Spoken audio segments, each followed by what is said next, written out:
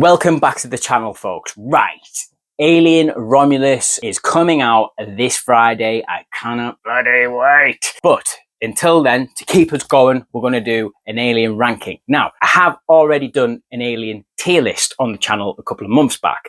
I'll put a link down to that video in the description below. I wanted to actually get these in a proper ranking, numbered and ordered. Before we get into this ranking, I need to make you aware that I am including Alien vs Predator and Alien vs Predator Requiem. Yes, I am, because why the hell not? Coming in at number 9, we have Alien vs Predator Requiem from 2007. After a Predator ship crashes near a small Colorado town, a hybrid creature known as the Predator alien emerges, unleashing a horde of xenomorphs on an unsuspecting population. Now, folks, I've been a big Alien fan for a long time, and one of the things that I thought I always wanted in this franchise was to see xenomorphs on planet Earth. After seeing this film, I can safely say, bad idea. Or was it just not executed properly? Now, I'm not going to lie, I have a little bit of fun with this film. It is a film that I do rewatch. It's not one of these where, you know, I saw it once and never watch it again.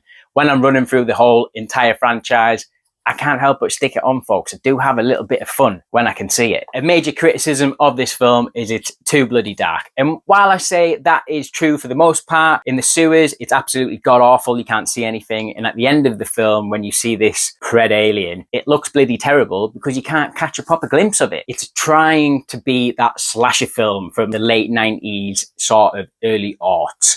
A slasher film with xenomorphs and a predator. Alien vs Predator Requiem is not a good film by any means at all. Is it a film that I rewatch and laugh at how bad it is? A little bit, yeah.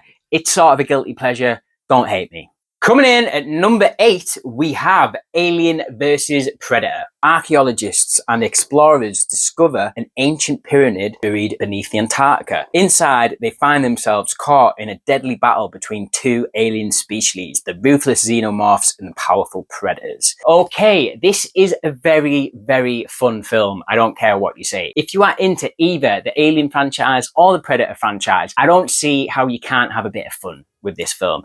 To me, this is mostly reminiscent of like the Dark Horse comics. This is a total smash 'em up. It's like getting two toys together and just bashing them together. This is what that film sort of replicates for me. I didn't see this in the cinema, but when I actually owned this on DVD and me and my brother were watching it quite a bit, I found a lot to like about this film. The female protagonist getting a bloody xenomorph head as a shield, and how is it not just totally taking her arm off? Who the hell knows? I think the third act is pretty sick. We get a xenomorph queen battling a predator. It's a pretty cool visual. We can see it, which is maybe the polar opposite problem of what we had with Requiem, where we can maybe see too much in this film. It's very well lit. It's just a lot of fun. I can't deny it. It's not a good film. Paul W.S. Anderson, I think this was like at the end of him having a string of decent movies, I thought. Soldier was pretty good. Mortal Kombat's pretty good. Event Horizon's pretty good. That sort of string of solid films, in my opinion, maybe ends with Alien vs Predator. This is primarily an Alien ranking, but one fault I will give this film is towards the Predators. I think this is, without a doubt, the worst the Predators have ever looked on screen. Coming in at number 7, we have Alien Covenant. The film follows the crew of the colony ship Covenant as they embark on a mission to a remote planet. Initially believing it to be an uncharted paradise, they soon discover it's a dark and dangerous world. After encountering the android David, the sole survivor of the ill-fated Prometheus mission, the crew quickly realizes that they are in grave danger as they come face to face with a terrifying new forms of alien life, leading to a desperate fight of survival. Now, guys, I am conflicted as when it comes to this film. On one hand, on like a visual aesthetic, when you're looking at all the marketing and trailers, you have a preconceived idea that this film is going back to the roots of Alien and it's going to be extremely solid because Prometheus was a little bit of a misfire for most. Alien Covenant, for me, starts extremely well. I think the first hour and 10 minutes of the movie is pretty phenomenal. The fact that they're trying to find a world to colonize on and they find this mysterious planet, with how Ridley depicts some of the goo that's manipulated this planet and it's actually got into the wildlife and the plant life of this planet, I really enjoyed and I really dug. The bit where they all start getting ill, I love all that. Everything is awesome up until we start getting xenomorphs, which is so strange to say for an Alien film. The xenomorphs have never looked as bad as what they do in this film. For some strange reason, Ridley Scott thought it was going to be a good idea to make these xenomorphs CGI. To me, they have never looked as bad as what they have here. That one clip of the xenomorph running down out of the Colosseum, it looks absolutely awful. I'm sorry, it didn't work for me whatsoever. We get the bit at the end where the xenomorph's on the ship and it's flying about. That sort of was cool, but at the end of the day, when you actually think about all the practical effects that have been shown and displayed in this franchise, it's almost an insult. Covenant visually looks absolutely breathtaking. No matter how bad Ridley Scott's films are, they always look spectacular. We get David coming back for this film, who was obviously a big part of Prometheus, and I like what they do with David's character here. Some people might not like this statement I'm about to give, but personally, for me, Ripley's the best character in this franchise, then Hicks, then it's probably David. Obviously, the crew of aliens is spectacular. We get to that film later on, but David is such an interesting character, I thought. The other thing I thought was quite interesting about this film is the intro. I think it's got one of my favorite intros to any Alien film, and it is just David talking to Wayland, who's played by Guy Pearce. They obviously put older makeup on him in Prometheus because they knew they were going to have this scene with him as a younger man. And I think it gets everything that you need to know about Wayland, the man, right in this one little clip. So if you haven't seen Alien Covenant, I do recommend it. I recommend all these films. Maybe it's not Alien versus Predator Requiem. I'm sure if you're of a young age, the CGI of the xenomorphs probably won't bother you at all. You probably think the ones in the first Alien film look pretty lame. But I'm just saying, for me, as a massive practical effects fan, the xenomorph in this film wasn't doing it for me, and it basically sort of ruins this film a little bit for me. First half's pretty good though. Do recommend that. Coming in at number 6, we have Alien 3.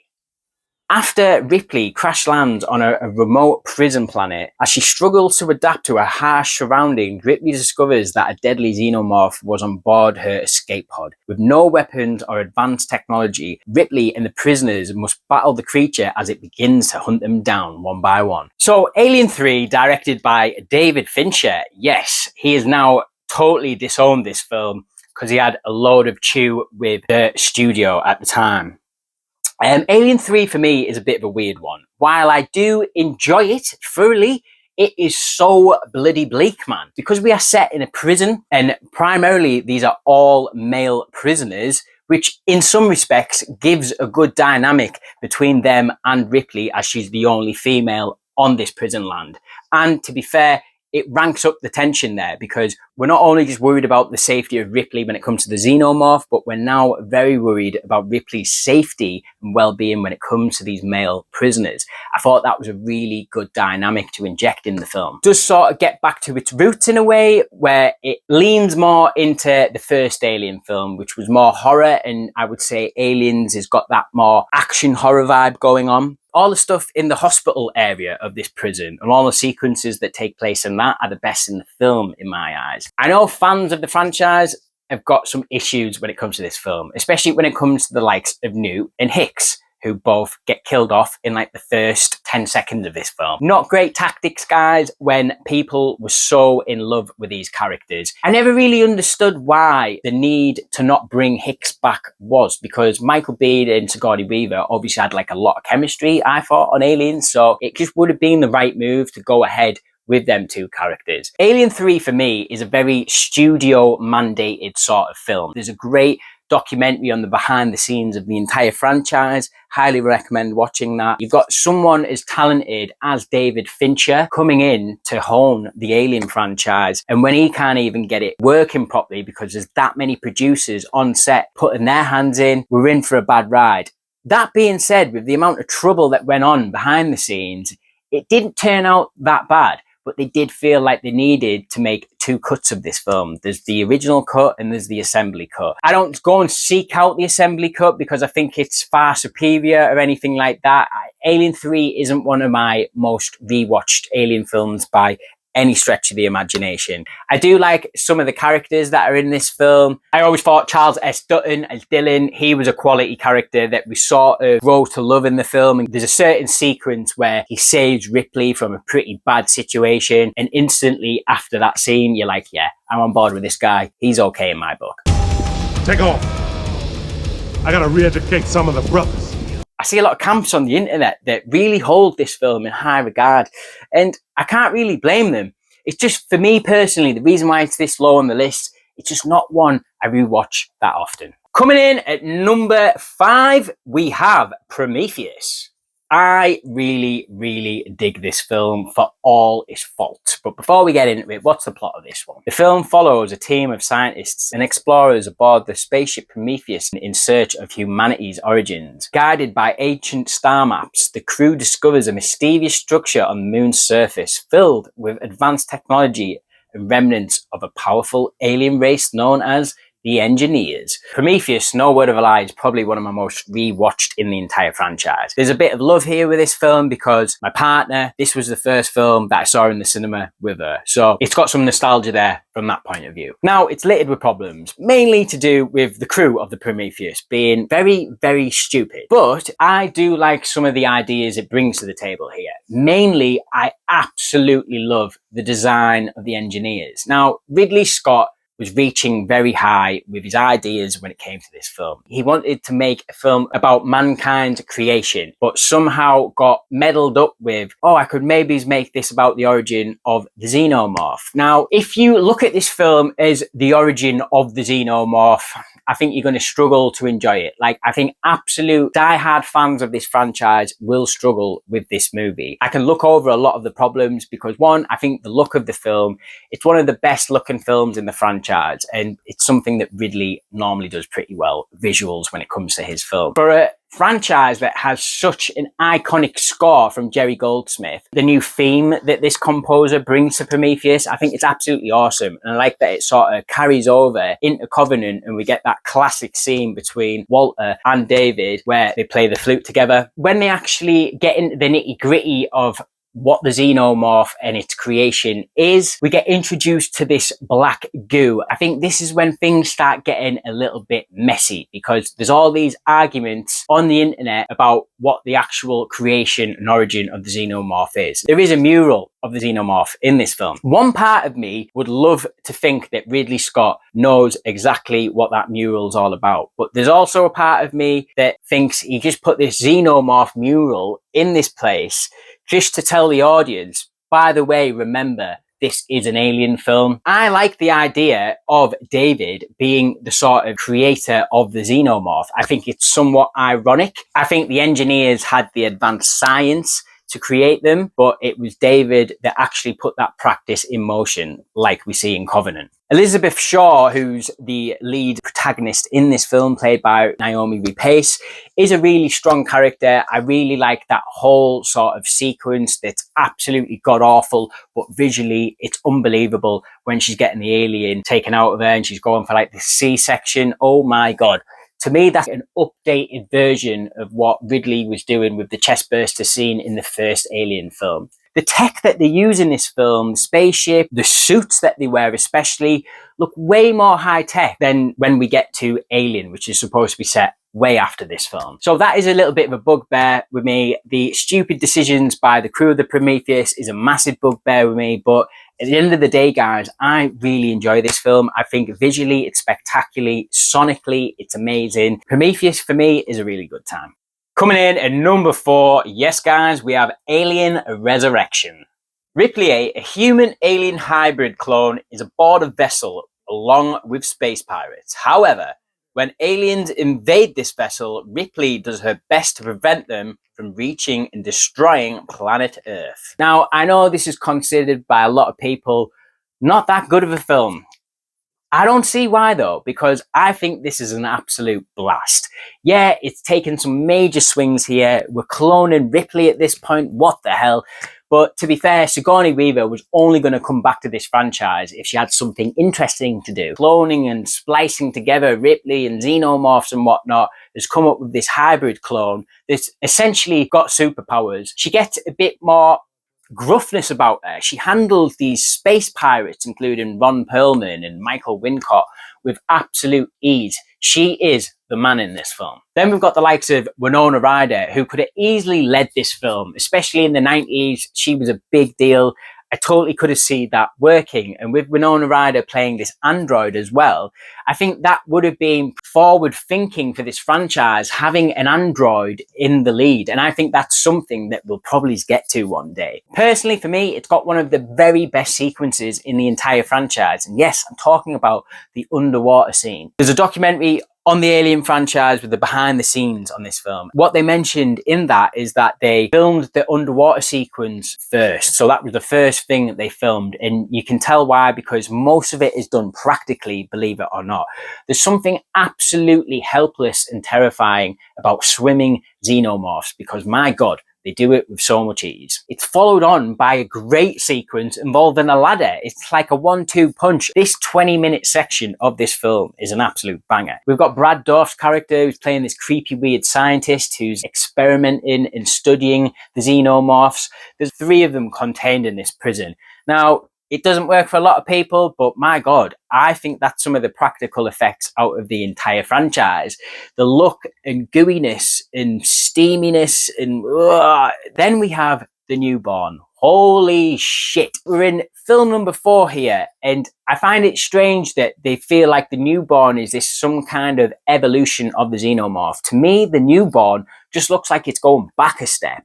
It always put me off that it had like human eyes and semi-human teeth. Yeah, the newborn doesn't really work for me in this film. I would have much preferred a bigger queen, you know, just make it bigger. Alien Resurrection, I think it gets shit on undeservedly. Yeah, it gets a bit freaking weird, but it is taking some swings, doing something new and refreshing, I find. I have such a good time with Alien Resurrection. Coming in at number 3, we have Fede Alvarez's Alien Romulus. Right, guys, for me, this is bringing the horror and intensity back to this franchise that it's been sorely been missing. Yes, as much as I like Prometheus, Covenant, not so much.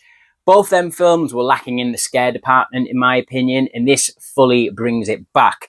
Whether we're talking about the facehuggers, that in my eyes have never been done as much justice as they have in Romulus. Whether we're talking about that zero gravity scene that I think is absolutely inspired. I can't believe we've got this far into the franchise and we've never done anything like that before. The divisive third act is definitely going to be a problem for most people. It seems to be making or breaking the film for a lot of guys out there. But for me, I absolutely loved it. I thought it was a step in the right direction. I was actually, up until that point, I wouldn't say disappointed, but I would say this third act of the film absolutely elevated it from like a 3.5 stars to a 4 stars for me. In this third act, the film goes in a direction that I could never have called. Yes, it's sort of a throwback to a particular film in the franchise that I won't mention here for spoilers, but the look of this thing was absolutely disgusting, but also pretty unique, so I've got to give it some credit for that. Alien Romulus, yeah, there's some egregious lines in there. One particularly, it's an absolute stinker. It shouldn't have been in there. This film also enters the world of Weyland Corporation a little bit deeper. We have some world building at the start of this film where you see an active colony, and for me, that was amazing to see. The opening of this film had me totally hooked. The lack of audio in it is definitely one thing, but it opens really strong. We get into some amazing world building. We have an awesome set piece in a derelict spaceship, and it ends on an absolute banger of a third act, in my opinion. Guys, Alien Romulus is absolutely fire, and I recommend it. And for me, it's the best Alien film since, well, I don't want to ruin my ranking, so I won't say. But Alien Romulus, number 3.